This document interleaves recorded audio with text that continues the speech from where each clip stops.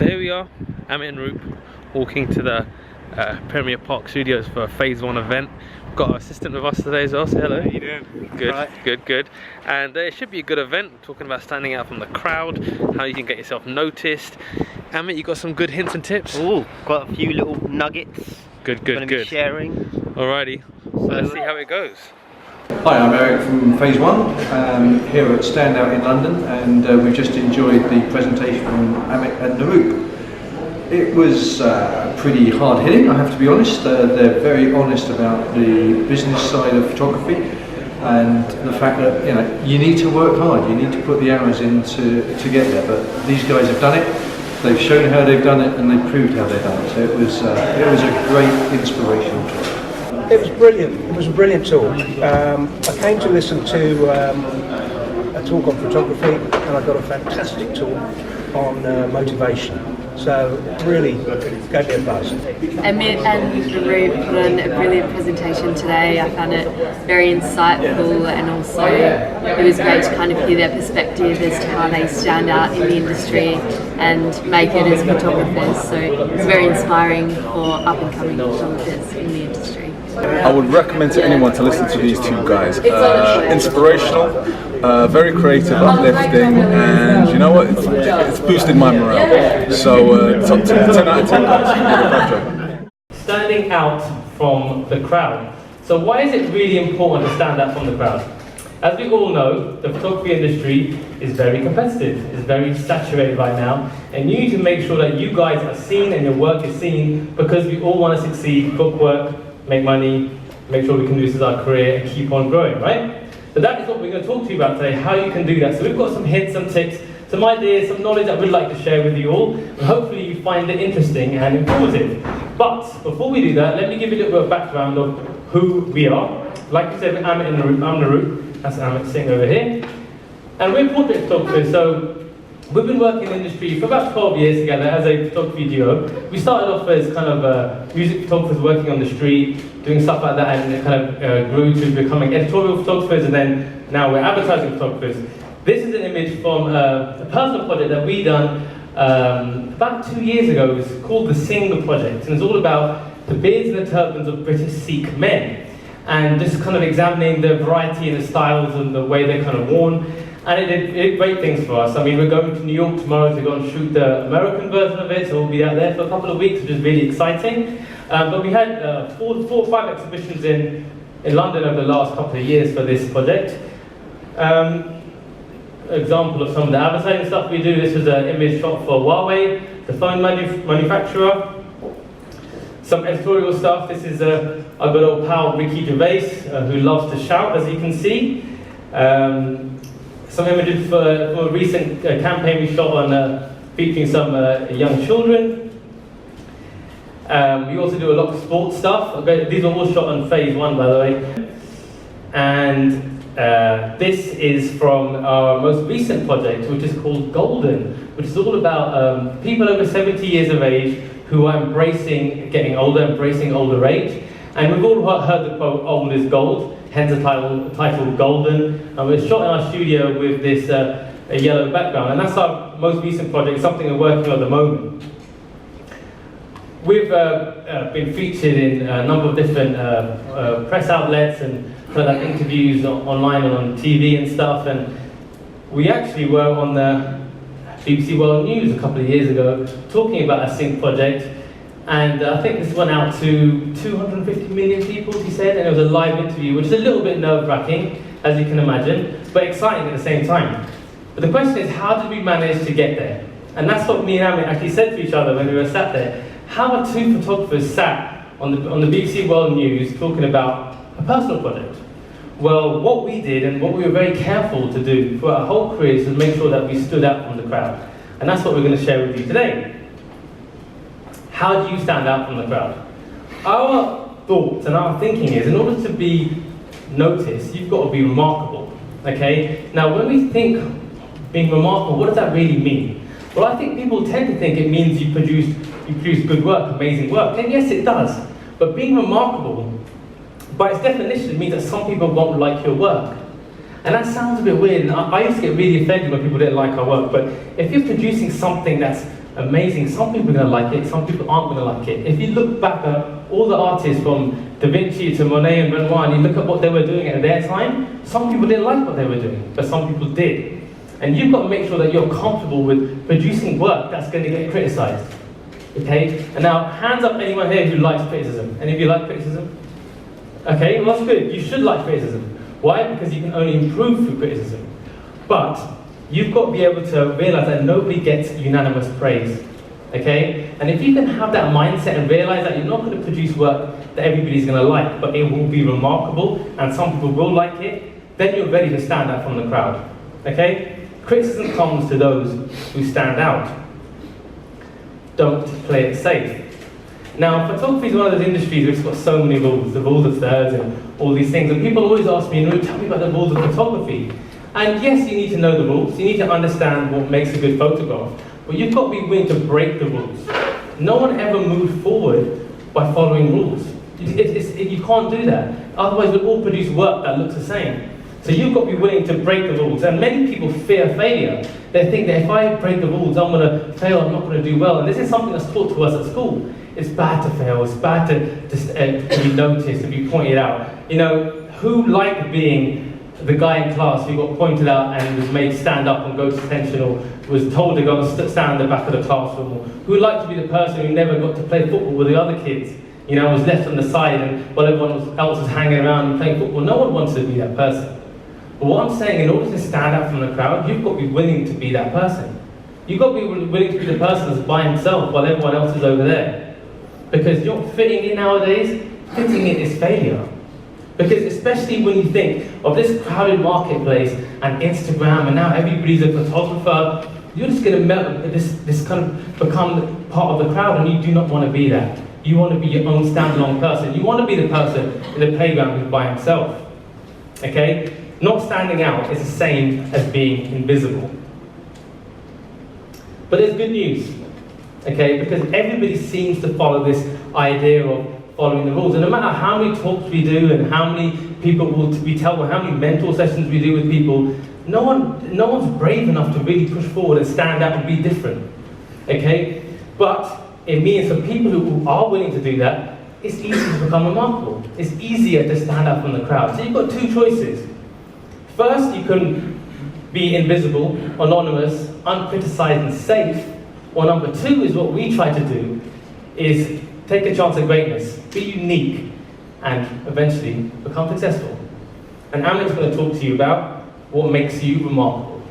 Alrighty, thank you, Naroop. Okay, so one of the most important messages, there's a lot of information all of you guys are receiving today, and one of the things I would love you guys to go away and really, really realize is, it's not just about your pictures. It is much about you, the person, the photographer, as it is about your pictures. Naroop, are they taking pictures of me or the slides? You can take pictures of me, thank you. Yeah, a lot. When we started out, I remember the early days. When we first started out, we bought Vogue magazine, GQ magazine. We cut out pictures, we stuck them on the wall, and we started trying to shoot what we'd seen other people shoot. And we soon realised that that's not necessarily the best way. Be you, be yourself, find out your strengths. So really, for us, it is not just about the work, the photography. And I think one of our strengths, one of the things we realise is we're quite comfortable with people. We like people. That's the reason we're here today at the event, to kind of share our story and help you out. So let's talk about being remarkable. Your pictures, at the end of the day, loads of us can take great pictures here. It's very unlikely you're going to be able to take remarkable pictures all the time, but what you should definitely aim and strive to do something different. And really, what you want to do, you want to get people talking. People are talking about you, it's a good sign, okay? So, for example, if I went into McDonald's and I got a cheeseburger, let's say, nothing special. If I went in the next day and I got a cheeseburger with a slither of caviar, maybe that's something different, maybe that's get people talking. One of the things that I like to stress to people is, you have opportunities. So let's just say you've booked a job, it might be a job you've been wanting to win for months on end. Shoot day comes, you've got the whole day, you've got 8 hours. Now, the way I like to think about this is, you've got 8 hours to make an impression, okay? So it's not just about getting a set of shots done that the agency or the client needs. Really what it's about utilising your skills and your strengths. So if you're great with people, for example, put time and effort into people. Often people think they just get booked just on their portfolio. Some of the best jobs and best campaigns that people have won have been down to their rapport with clients and their rapport with people. So please don't underestimate the importance. There she goes again. Don't underestimate the importance. I like it, it's quite nice. I wish more people were taking pictures. Yeah, so don't underestimate the importance of you yourself as the person. You know, someone's thinking, do I want to spend a day with Amit and Naroop? That's what it comes down to. I mean, you look at an agency, a lot of people's work is similar. So, you know, really, one way, you know, to look at it, I would say it's like bringing a knife to a fist fight. You know, everyone's got fists, but you want to have something different. Not saying you should go around with knives. Not a good idea. Not responsible for any crime or any activities today. So, you know, do something special. Now, the other thing to do is talking about defining yourself. Now, a lot of photographers here, we probably all go on each other's websites. You know, we look at their pictures, we look at their contact page, and we look at some people's bio and their About Us page. And I think one of the things we've realised is people are busy these days. They don't necessarily care what university you went to, where you trained, all that sort of stuff. That's not necessarily the most valuable thing. Really, you want to let them know what's in it for them. So share some nuggets, you know, share what's good about you, what's special about you, what you can bring to the table, you know. You have to be really careful, we've found also, not to dilute your brand. So I know a lot of photographers here, you know, they're capable of, say, graphics or post-production or film. Sometimes that can be a dangerous thing because people might think, you know, you're a jack of all trades, you can do everything. So sometimes being a bit more specialist, a bit more niche will give you a bit more credibility, which can hopefully help you land another job. And we put Ferrari here as an example because when you say Ferrari, it's funny, there's actually Ferraris literally right outside here. You think of just that, they make supercars. So try not to complicate it, strip it down, you know, and make the most of it. Right, passing over to Naroop about not being vanilla. Excellent. What does this mean, don't be vanilla? Well, it's common as photographers to want to create work that you think everybody's going to like, right? We all want to hear that everybody likes your work. But really, that's not a good thing, right? People think if they do work that everybody likes, they're going to book more jobs, they're going to make more money, and they're going to become successful, but it doesn't work like that. What you want to do, reason being it didn't work, is because it's easy to take good photos. It's expected as photographers to take good photos. What we want to do is do something that's unexpected. It's easy to create that shallow depth of field, blurred out photo with someone smiling, and yes, it is gorgeous, but that's all over Facebook and Instagram, and that's boring. Everyone's done that. What you want to do is you want to be different. Now imagine vanilla ice cream. Vanilla ice cream, everybody likes vanilla ice cream. But who goes and talks about vanilla ice cream? You don't tell your friends, guess what, I had vanilla ice cream today. But if you tried a flavour that was very different, that was radical, when you go and tell people about that, I had this crazy flavour, this combination that I've never tasted, and you would talk about it, you would tell people, and that's what you want to do. You want to be your own flavour. You don't want to be vanilla, you want to be different. So how do you do that? Well, you've got to cause disruption. And disruption can be seen as a negative thing, but really, no, it's a positive thing. Disruption just means shaking things up. How do you think David Bailey became so renowned? Because he caused disruption in the fashion industry when he started. He did stuff totally differently. And why are there only a handful of names like David Bailey and Rankin and Leibowitz that people really know outside the photography community? Because those are the guys that caused disruption. Those are the guys that have done something different. And if you want to get noticed, you have to do that. How do you do that? That's the question. Well, sometimes it's about not appealing to everyone. Sometimes it's about doing stuff that only a few people might like, but it might be considered really cool. And all of a sudden you start a new movement and people start to follow your style. So appealing to the masses is a dangerous thing. Sometimes it's about provoking a reaction. You know, creating images that are controversial. You might capture images that make people cry because they're so dramatic, or they might get people angry because they're so controversial. But you've got to be willing to do that. You've got to be willing to create that kind of work. How else are you going to get people to talk about you? That is what you need to be doing. But it's a scary thing. It takes a lot of bravery and courage to do that. You need to be willing to offend, annoy, cause confusion, Be too simple, be too complicated, but you've got to be too much of something in order to get people talking about you. In order to stand out from the crowd, in order to be remarkable, you need to be one of these things. And if you're not going to make it, you're not going to get stand out. You have to create work that is like that. Appeal to the masses and you won't grow and you won't stand out. This is the honest truth. Become a cook. And this sounds weird because we're here to be photographers, but listen to my thinking about this. So, how many people here value education?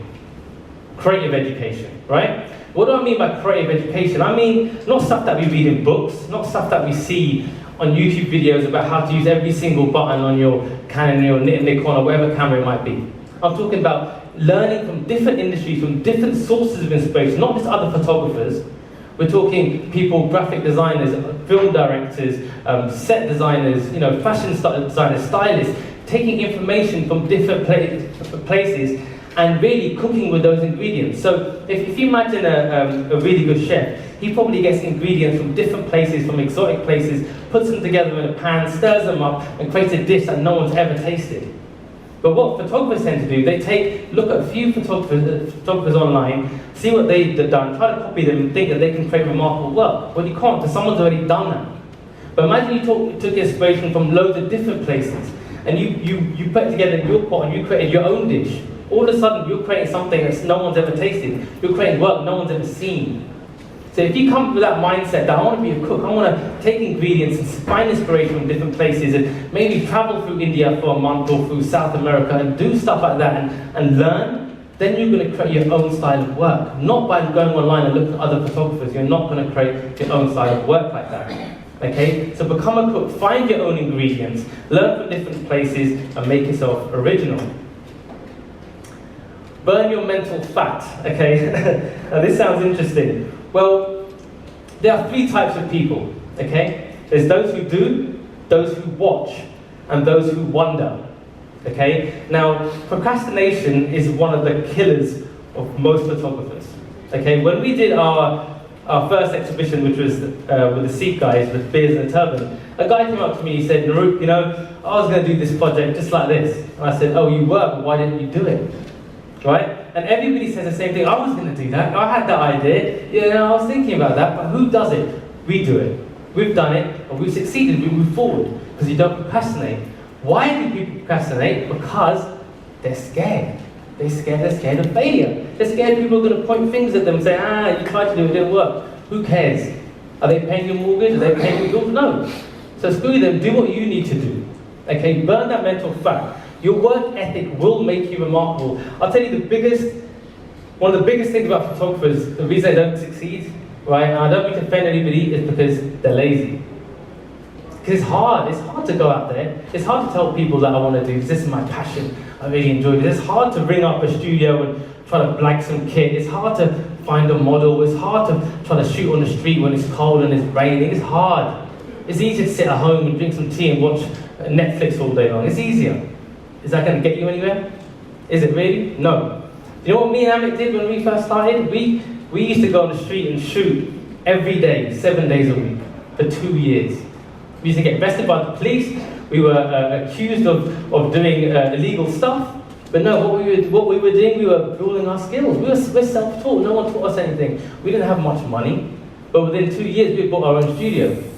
Right? Because we went out there, we burnt that mental fat off, and we try to become remarkable.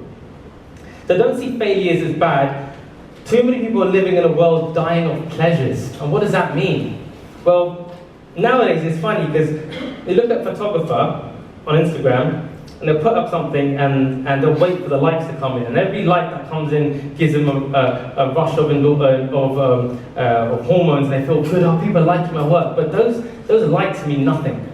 They mean nothing, okay? Where the real work is going out there and creating a business, building something, building a book of physical work that you can show people that's different, that's unique. Instagram and posting on Instagram is not the way you build a proper big business. There's too many people doing that. You're not going to get booked for the commissions that you want based upon your Instagram account only. Yes, it's part of your marketing, but it's not everything, okay? Too many people are dying in a world of pleasures. They want to feel good at every moment. And really, the way your career works is not kind of success is failure, failure, failure, failure, failure, failure, failure, failure, success, failure, failure, failure, failure, failure, failure, failure, success. That's the way it goes. That's how business is built. And photography is a business, okay? So you have to be willing to take those failures, and it's only through pushing through them, okay, are you going to get to where you want to be. And so many people quit at that moment that they're going to succeed, they quit. And it's heartbreaking for us, because we've seen assistants come in and start working with us and they quit and they're not getting where they want to be, and we give them advice. We like to help people, that's why we do these kind of talks. And they just quit too early. So burn that mental fat off, right? Don't quit too early. Rewards come to those who persist. And there's a quote that I love, and it's, to get what you want, you have to deserve what you want. Okay, so what does that mean? Only you, and as being self-employed, I don't know how many of you guys are self-employed and freelance, you are your own boss. So only you can tell yourself, do I really deserve the success that I want to have? Have I really given my 100%? And if you have, then your rewards will come. If you haven't, then you know where you need to improve. Okay, Amit's here to talk about the grind is life. Alrighty, very, very good advice there. I hope you guys are soaking it up. Right, here I am talking about grinding. So grind, we're talking about hard work.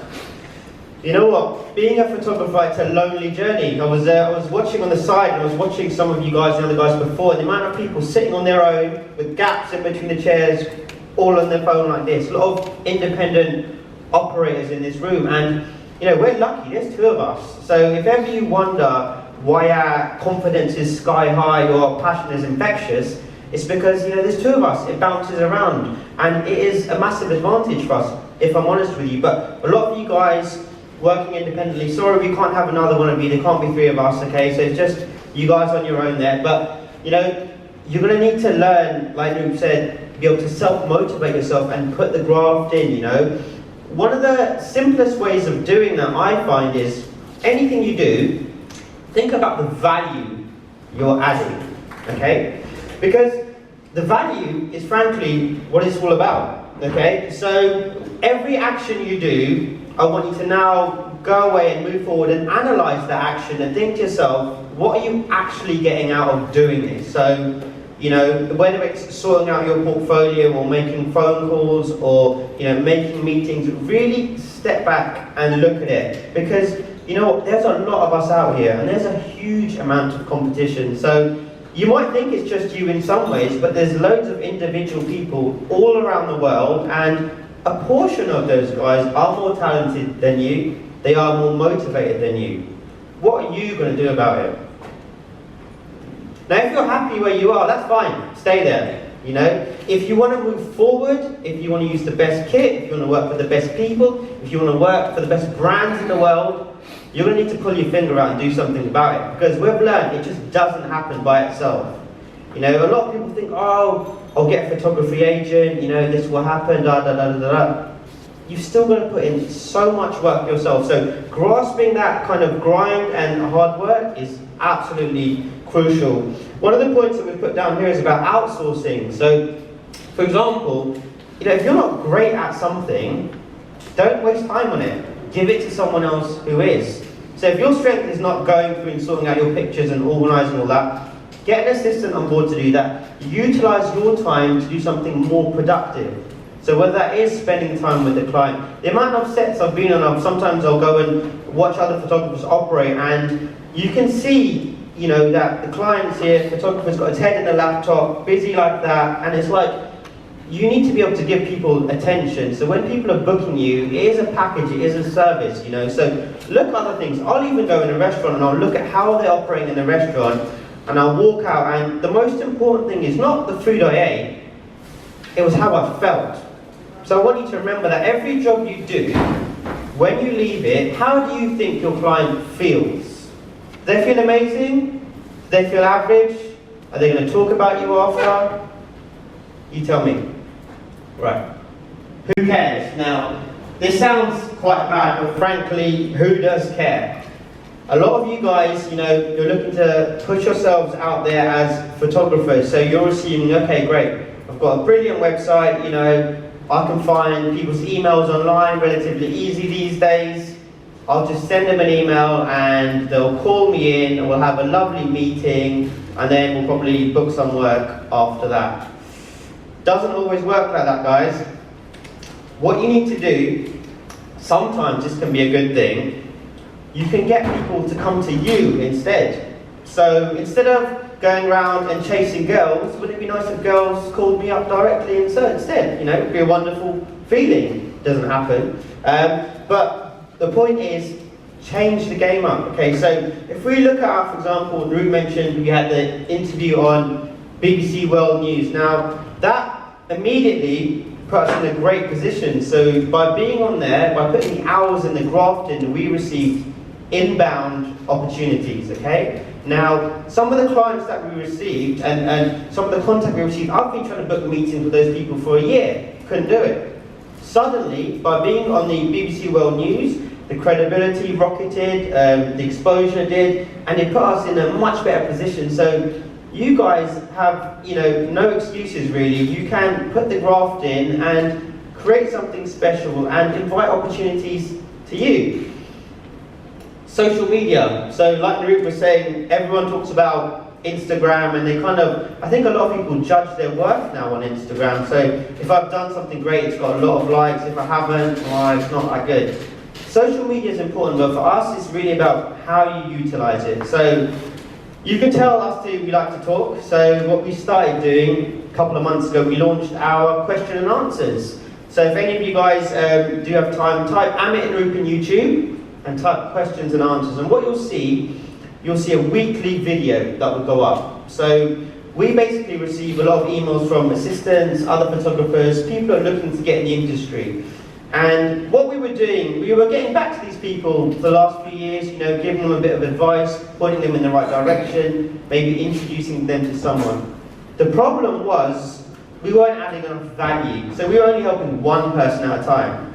So we've re-looked at ourselves, re-evaluated, and we've realized, you know what, we need to help more people, and the way to do that is YouTube. It's the questions and answers show, and we've now made a podcast, and we've got commissioners and picture editors and all the types of people that many of you would love to meet have started to follow us now. So again, it's a great way of, you know, putting something out there, giving back, but getting something in return as well. And with so many blogs and so many websites online these days, if you do produce great content, websites like Feature Shoot, you know, they'll pick them up, and again, that will help you with your credibility. So instead of you showing your images on your own website, imagine you showing or sending a client a link saying, hey guys, this is my picture, and they're hosted on this website. Totally different feeling, okay?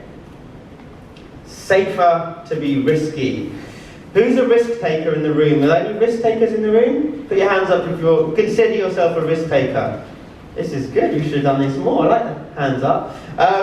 You have to be a risk taker in my opinion. It's safer to be risky. Now a lot of people, if you look at birds, for example, they'll fly in formation, follow the pack, then you'll get these other two little birds, us two maybe, that will kind of spin off and do their own thing. So I think that this whole thing of sticking with the pack and copying what other people do, I don't necessarily think is the best formula to have. You won't stand out, like Naroop said, there's so many of us here, you're going to need to do something special, you're going to need to do something significant. So talking about our Singh project once again, the idea came about in a cab 2 years ago, and then within 18 months we were on BBC World News. But going back to the pictures, the art. Now, if you guys are thinking about doing a project, you've got an idea for a series of pictures, for example, do some research. We realised that, we typed in Singh, be a turban, the typical image is a man in a field in India, and we thought to ourselves, that's been done. Why can't we do something that, in our own style? So we basically decided to shoot these portraits in the same studio, same environment that we shoot a lot of our celebrities and our pop stars. So we simply rolled the grey colour armour down, set the lights up, tested it and shot the images. But what we realised is, it gave the images a unique feel and a unique stamp, and people noted that. And I guess, we could have made excuses. We could have done the easy thing, which would have literally just been to stop people with a beard and turban in the street, click their portrait, upload them on the website. Sometimes, guys, doing the easy thing, isn't always the best thing to do. Okay, you won't necessarily get results. And there is going to be a lot of trial and error with your photography, but it's one of those things that you literally won't know until you try. So kind of closing comments on our end at the moment, be proactive. You know, if us two can do it, there's a very, very good chance you guys can as well. We're just going to give you a couple of links to our social media. So guys, do follow us. We are on Instagram, Twitter and Snapchat at Amit and Naroop, YouTube Amit and Naroop, and Facebook, and our website's there. What we'd like to do is have a kind of question and answer session. If you guys got any questions, feel free to ask them to us now, and we can give you our advice or our thoughts on anything that might help you out in any way. Anybody, any questions they'd like to ask at all? Yep. How did you find people to do car shoots? The car shoots? Oh, well, have you been on our site and you've seen our car shoots? Right. Nice. So we did a project about cars, about Asian men and their love of cars, because it's a massive kind of scene in our industry. And we literally went to car shows. And so these guys are quite intimidating. You know, they're sitting in their crew, they're having a beer, they're doing whatever. You know, we just went up to them and said, look, you know, we want to do this project on cars. Would you be willing to take part in it?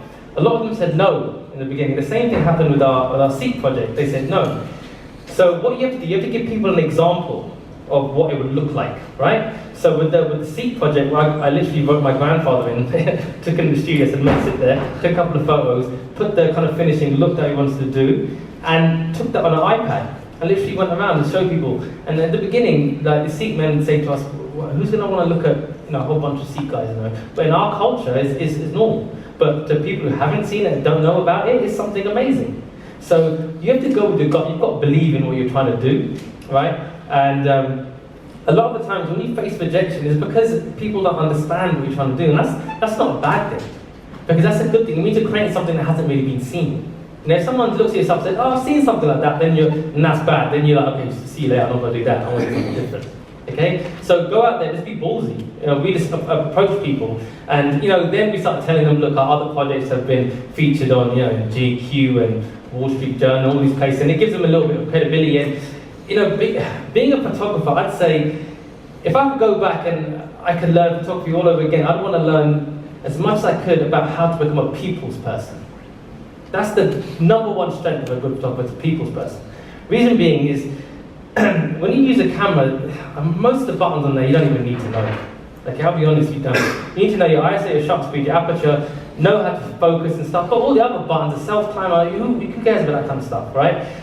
You can get assistants who can show you stuff, you can get assistants who can set you up the lights, but it's about you and the subject, that engagement, right? That's the #1 thing. Portrait photography is about you and the individual, right? When we shot Ricky Gervais, for example, here's a classic story. We had to shoot him for a magazine cover, and they said, you've got half an hour to shoot Ricky Gervais, okay? And we're massive Ricky Gervais fans, and this is the first time we've been a little bit like, oh shit, you know? So we went in there, no one's around. We look in the place that we're meant to shoot, and it's his offices in Hampstead. And on the walls, all his posters, all his film stuff, and he's done, there's no room in there, there's no colorama, no nothing. And we were told there'd be like a blank wall for us to shoot on, something like this. Anyway, we managed to find a place in between 2 radiators, like literally this wide.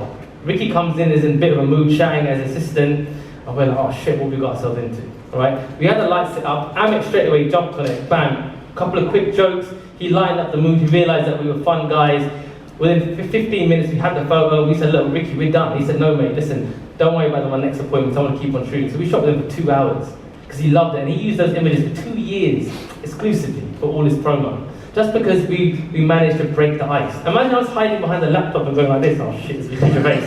Like, you think he's gonna care? No, but if you go up to him and be ballsy and say, mate, you're so normal too. You're a man, you're a man, we're humans, like, there's no big deal. And when you work with celebrities, you realize they really appreciate that you just treat them like a normal person. So if I say anything, work on your people skills. You should be confident enough to go to anybody and say, hello, my name's Naroop, how are you doing? You should have that confidence. If you don't, as a photographer, you've got work to do. Forget the camera, put the camera down, go out inside and start talking to some people. Give direction. The amount of times people take photos on their phone and you stood there, they're just like this. or whatever. And you're like, tell me what you want me to do. Is it good? Is it bad? Like, you know, they don't do that, and even photographers don't do that. They're so busy fiddling with the lens and like, oh shit, they don't say nothing. And listen, literally, you want to be giving direction. You have to be. I'm just being raw and honest because I want you guys to succeed. I want to tell you the honest truth. This is what it takes. Build a relationship up. That's what you see in an image. That's what you're drawn to. People think you're drawn to the framing and the lighting and all that. Yes, you are, but you're really drawn to that emotion that's captured in that moment. That's what you look at and you think, oh shit, I know how that person felt. Or that's an interesting expression. How do you get a Hollywood actor to do something wild and crazy? Because you build up a relationship and they trust you, right? But that's what I would say, to build and work on those skills. That's what I would say, number one thing to do. Anybody else, any questions? Yes? What's been your most successful marketing effort? Actually, we did a marketing campaign for when we did our Singh project, right? And we sent it out to a load of ad agencies, and we sent a booklet out. But we also sent out a bar of chocolate, right? And this chocolate was Indian-inspired, Indian flavor chocolate. It had Bombay mix in it. And we found a guy who does this kind of handmade chocolate. We sent the chocolate with that and a handwritten note. You know, love for you to check out our work. Amit, he wrote the notes. You know, we'd love to come in for a cuppa. And because we gave them something and gave them something else to remember us by, right? That really worked well for us. And we got a lot of callbacks, a lot of emails came back to us, booked loads of meetings and booked work. Because when you're contacting clients, you've got to remember everybody is often trying to contact the same clients as you. Right? And there's literally, I've been to ad agencies and there's just piles of letters here. And for us as photographers, we're very precious about what we send out. We've got an emotional connection to that. But to these guys, it's nothing different. They've got piles of them. So what you really want to do is try, yes, you need to do that. I'm not saying don't, yes, you need to do that, but you have to have something else that's going to eventually make them come to you. So with your work, you need to, I think it's important to understand a little bit about PR, about promotion. Like, how do I get people to see my work? How can I get people to talk about what we do, or what you do? And you know, sites like Feature Shoot or It's Nice That, a lot of these photography blogs are great places where art directors and people go to look for inspiration, look for work. You know, Pinterest is another place you can put up stuff where you get people eventually coming to you. So make sure you're doing that, getting your work spread out as many places. But that campaign we did with the chocolate worked really well. It cost us a bit of money, right? It cost us like £700 or something in postage. Right, but we booked a few advertising jobs, and you know, that more than covers that. So be willing to risk a little bit of money. You don't be afraid to spend, because only by putting in will you ever get something back out. And Yeah. biggest influences. Biggest influences. One of your pictures, like the car picture of the guy who's on that thing there. Yeah. Reminds me of Joey, like. Yeah. Yeah. Influences, it's funny actually, it's not in photography that I'm inspired by. We're really more inspired by work ethic, by people who you see who've hustled hard. So if I've known that someone's really trying to do something and they're against the odds, they keep pounding, they keep doing it, right? Then those are people I'm inspired by. I'm inspired by an average person who's just trying to make something happen for themselves. Someone who doesn't take the easy road, who takes a hard route. You know, and we do that with our assistants. If we've got an assistant who wants to, and we get loads of emails, people assist us, we put them through tests. You know, we'll make it inconvenient for them to meet us at an inconvenient time. We'll say to them, we're not going to pay you for a couple of months. Reason being, not that we won't, we will, but are they going to refuse a meeting if they realize they're not going to get paid straight away? Are they just sending me an email out and another 20 people? You know, and it's about that work ethic that we're really inspired by. So that would say our influence. Influence can be anybody who's on the hustle, basically. Somebody else who had a question? Yeah. Yeah. Your exhibition, the Singh exhibition. Yeah. How have you done that? So we use Kickstarter. Anybody used crowdfunding here for anything? Thought about using crowdfunding? You should do. Crowdfunding is amazing. So we use Kickstarter. Do you want to answer any questions? I don't mind. I'm enjoying that. I'm liking watching you, watching these guys, and I like you. We use Kickstarter. So what we did is we've actually got a talk on YouTube about crowdfunding. But we shot the project, and we knew we wanted to make an exhibition, and we knew that it's expensive. So we did loads of behind the scenes photos. did interviews, and we put up a page on Kickstarter. But one thing that we did, was the reason why we succeeded, is that we created a Facebook page 6 months before our Kickstarter project launched, right? Reason being, you need to have a captive audience ready for your product, what you're going to give them. So we built up an audience of like 3,000 people that were following our project. As soon as Kickstarter came live, we put a message out, hey guys, we're raising money for our Singh project now. If you could donate, it'd be great. You can get prizes, rewards in return. Within 7 days, we raised our target of 7,000. Within 10 days, we raised 12,000. The rate of the money that we were getting in, we would have got £100,000 within a month, easily. But as soon as you kind of hit your target, people stop. They go on there, they see they've hit the target, and they stop. But now we're going to New York tomorrow, and I think that's going to be costing over £100,000. We've actually got a company that's now sponsored us. So we're not paying for it, they've sponsored us to go there and do it, which is great. But it's only because you put the initial hard work in, you know? And that's one thing I would say. Put the hard work in, show people that you've done something great, and then when you want to try to do other things, you can always reflect back and show them, look, I've already done this, and they believe in you. You know, I'd say that, you know, people believe in the jockey over the horse a lot of the time, and people tend to get it the other way around. You know, if you can sell yourself and go into meetings in person, make sure you don't just send in your book, say, hey, I'll send in my book. No, go in, sell yourself, because your work may not be where you want it to be, but you're already there in spirit and in belief and in passion, and you can sell that across to people. Yep. Any other questions anybody like to ask? What would your monthly kind of marketing strategy be? Our monthly marketing strategy. So we've actually flipped marketing on its head. So we no longer try to go to people. We focus purely on people coming to us, right? And we couldn't do that in the beginning, but now for us it's about putting out content. So we put out as much content as we can. So video and photos.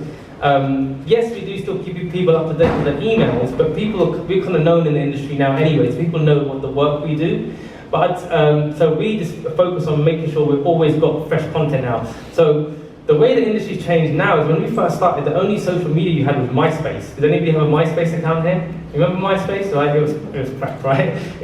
You couldn't do anything. You managed to book our first record label job through there, and everything kind of spiraled from there.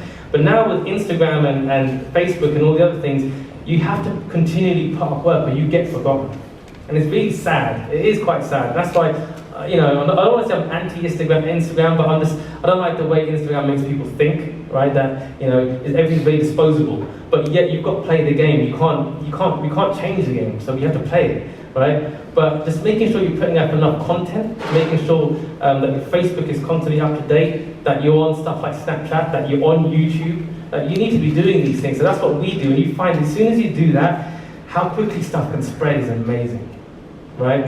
And if you're marketing to the masses, and if your clientele are ordinary people, or just, you know, they're not ad agencies, but, you know, smaller companies and clients, they might see this stuff, you know. So make sure that you read books on marketing. There's a great book called Jab, Jab, Jab, Right Hook by a guy called Gary Vaynerchuk. I don't know if any of you guys have heard of him, but that's what I'm talking about. You can learn from other businesses and how to implement them on yourself. So we learned about doing a YouTube show from Gary Vaynerchuk, you know, using it for ourselves, and now it's working wonders.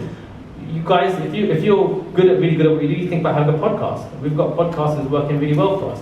That all leads to awareness, and awareness ultimately leads to work. So that's how we market at the moment. Anybody else? Any questions? Yeah. How do you manage your social media so it doesn't post the same? So you just don't sleep. Literally, I sleep 3 to 4 hours a night. So that's what you have to do. Is you have to be able to manage as much as it you can before you give it out to somebody else. Now, we've had companies approach us and say, look, we can take care of your social media, but are they going to be here now, taking a photo or Snapchatting while I'm doing this? No. So really, you've got to put the time aside. So I'd say, put down, this is what I did. I kind of put down where I spend my time. And I've just had a baby daughter as well, so my time's even more limited, right? And I just crossed off stuff that wasn't important. So that is like getting drunk. I haven't been drunk for like 9 months, right? That's stupid stuff that we do that costs us time, right? And also the only other thing I could do is I have to lose sleep. So I taught myself to sleep 4 hours a night. And then that's how you get work done, right? But those are the things I'm saying, those are the things that you need to do. You know, the thing is, I think everybody here who's a photographer should go to New York and LA, right? Go there and see how hard these guys work. And the hustle these American guys are on is incredible. It really puts you to shame. I went there and I had a massive wake up call. And because these guys in America, people get stuff done like this, and they're really on it, on social media, on work ethic, on collaboration, on getting stuff done. I think if people can take the time out to do it, they should, just to get inspired by the way people work out there. But if you can control social media, control it yourself as much as you can, because people want that direct communication, that direct link to you. They don't want someone else telling you, and people can see when it's someone else posting on your behalf. Anybody else, any questions they'd like to ask? I think we're perfect. time. Okay, thank you guys. I hope you enjoyed that. We'll be hanging around if you want to ask any more questions anyway. Thanks.